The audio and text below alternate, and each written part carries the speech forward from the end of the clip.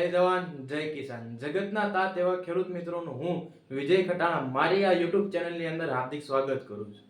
આપણી જમીનની અંદર જે 17 પ્રકારના પોષક તત્વો આવેલા છે તેમાંથી મુખ્ય પોષક તત્વો એટલે કે નાઇટ્રોજન, પોટાશ અને ફોસ્ફરસ। હું આજથી મારી આ YouTube ચેનલની અંદર જમીનના પોષક તત્વોની સિરીઝ શરૂ કરું છું। તેમાં આજે આપણે મુખ્ય પોષક તત્વો તરીકે જે ત્રણ તત્વો આવેલા છે નાઇટ્રોજન, પોટાશ અને ફોસ્ફરસ, તેમાંથી આજે આપણે નાઇટ્રોજન વિશે જાણવાના છીએ। નાઇટ્રોજન એટલે કે વૃદ્ધિ અને લીલાપણા માટેની બેસ્ટ વસ્તુ એટલે કે નાઇટ્રોજન તત્વ છે।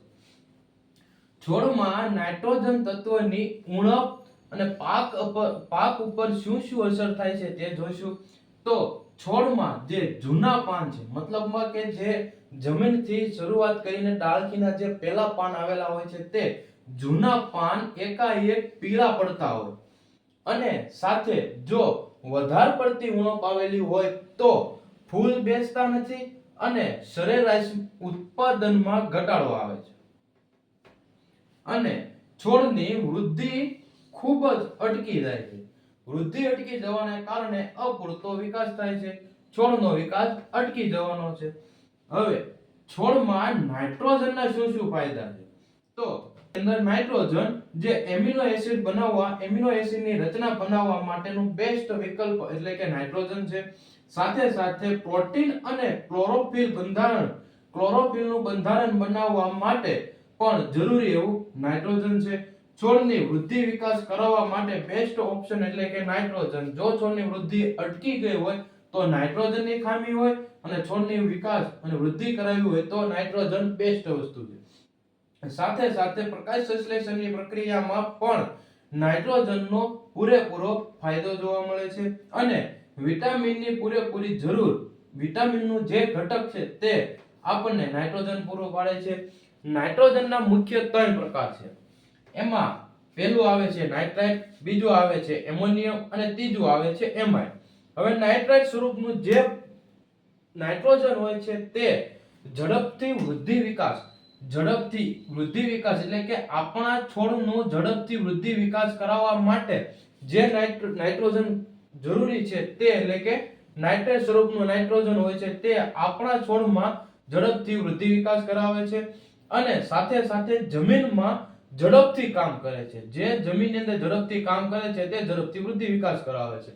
તે કયું નાઇટ્રેટ હોય છે?